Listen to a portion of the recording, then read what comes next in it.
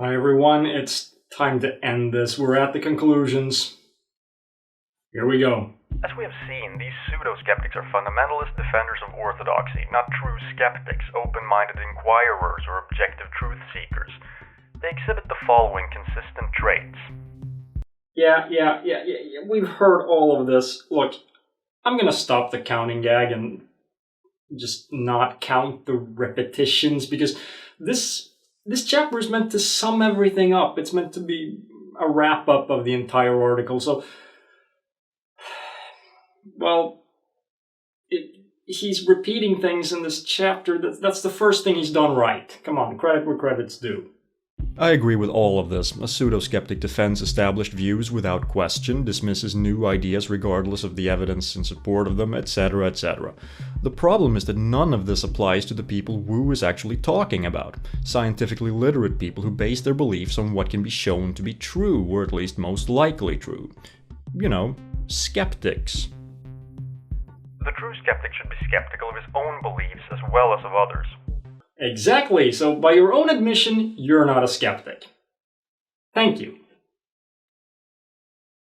That is what you meant, right? As someone pointed out, skeptics have contributed nothing for science, just like music critics have contributed nothing to the music genre. Okay, I'm starting the counter again. Skeptics are the only ones who have ever contributed anything to science. Science relies on skepticism. Without critical evaluation of ideas, it's impossible to determine which ones hold up and which ones don't. Science moves forward when ideas are challenged in new ways. Either they are disproved and replaced by new ones, or they hold up and we can be more confident that they are indeed accurate. Your music critic analogy fails because in science, the critics are scientists. Only a scientist is able to criticize other scientists. This is because I can recognize bad music even though I can't perform for shit. But in order to criticize a scientific article, I have to be well versed in the relevant field. You don't have to be an artist to criticize art.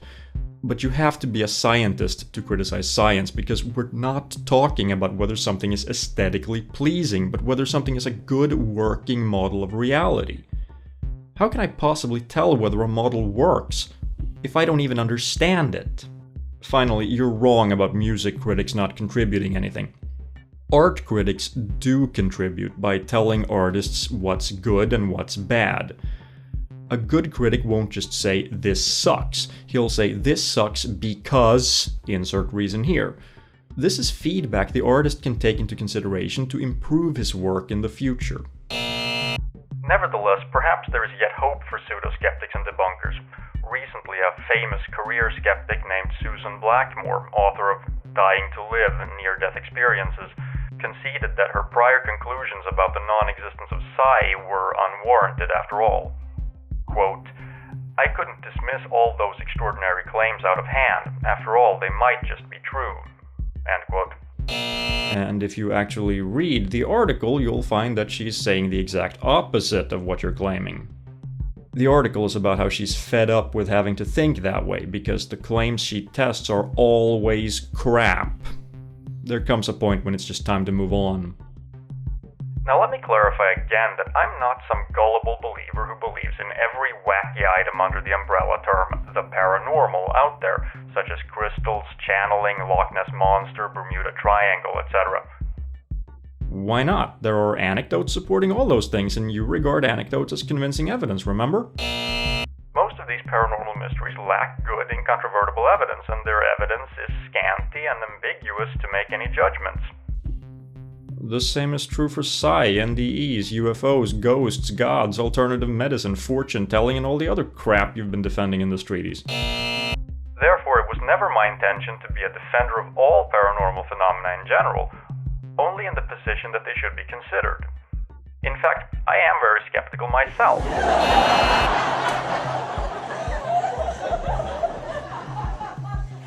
And not quick to believe something unless I have good reasons to. For example, if a random person says so. I am very cautious by nature and do not believe everything I hear, contrary to what skeptics will often charge me with. No, you demand that a random person says so. My position is that the evidence for any paranormal phenomenon should be considered and investigated with an attitude of searching for the truth, not with an agenda, rather than rejected automatically because it doesn't fit with convention. That's right, and the investigation should consist of listening to anecdotes and performing uncontrolled studies. Now, I do not claim to have the answers to all the paranormal mysteries either. No one does. However, based on my experience, research, and the overwhelming totality of anecdotal reports, majority of the world in fact, See? Told you. here are my conclusions. 1.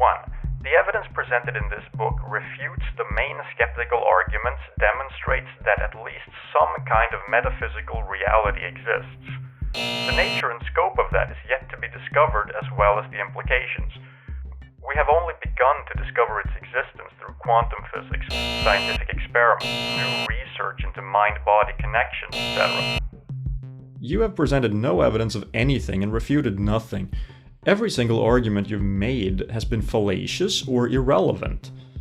And also, what the hell is a metaphysical reality? Metaphysics is the philosophical study about the nature of reality, as opposed to physics, which is the scientific study of our reality.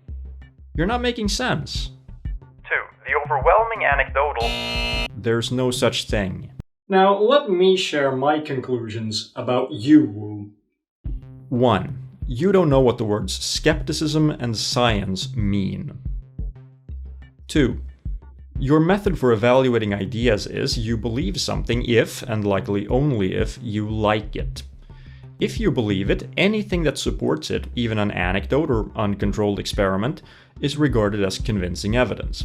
If you don't believe it, any evidence presented is dismissed with a simple "you just believe everything the establishment says." 3. You think that the purpose of controls in experiments is to ensure a specific desired outcome, when in reality controls actually prevent you from reaching a desired outcome due to bias, intentionally or otherwise. 4. You regard logic as mere semantics. Pointing out a fallacy that completely destroys your argument is just nitpicking about wording. However, when you point out a fallacy, even incorrectly, then it's suddenly not just semantics. 5. You are ignorant and have poor reasoning skills, as demonstrated by the ridiculous number of logical fallacies and factual errors in this treatise. Some of these are also clear indications of dishonesty, such as the mind quotes, straw men, red herrings, and attempts to poison the well. 6. You believe that if an idea you don't accept is accepted by mainstream scientists, then it's likely because some shady organization has declared it dogma. Not only that, but this is the same organization that controls the government. Although we haven't established which government. It's all a huge conspiracy to keep the ideas you like from being accepted, because it can't possibly be that you're wrong. The refusal to accept one's own fallibility is the hallmark of stupidity. 7. You accept laymen as authorities, but you don't accept experts, and certainly not the consensus of experts as such. This indicates a complete lack of understanding of how experts arrive at a consensus, and disregards the value of actually studying the subject in question before talking about it. In order to be consistent with your own beliefs, if you ever need surgery, you should have an uneducated hobo perform it, since he must be more reliable than a skilled surgeon. I mean, the surgeon is just brainwashed by establishment propaganda, while the hobo is an open-minded freethinker. 8. You have no idea what you're arguing for. I've racked my brain trying to figure out what the hell you mean with the paranormal, and the only conclusion I can reach is that you don't even know that yourself. On the one hand, you say that we can't limit ourselves to science when studying the paranormal, implying that the paranormal is beyond what science can study. But on the other hand, you claim that there is scientific evidence to support some paranormal phenomena. You say that the paranormal includes miracles, and that miracles include things with no naturalistic explanations, such as spontaneous remission.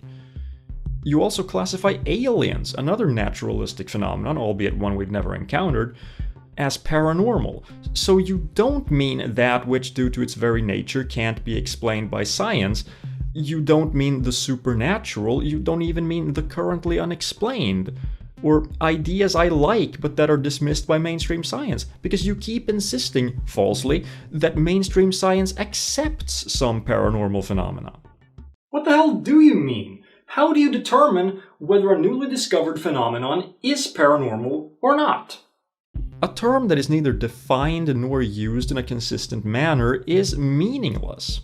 It means nothing. And that's what Wu has been defending in this treatise. Nothing. As in, there is nothing there to defend. The claims made by believers in the paranormal amount to exactly nothing. They have no substance, no merit of any kind, and that's the only real argument that needs to be made against belief in the paranormal. There's nothing there to believe.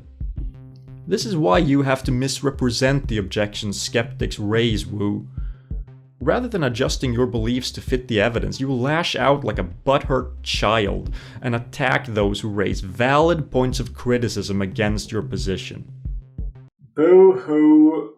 Reality doesn't work the way I want it to, so by complaining about it, I expect it to change. Look, I could have made this series a lot shorter. All I really had to do from the beginning was this.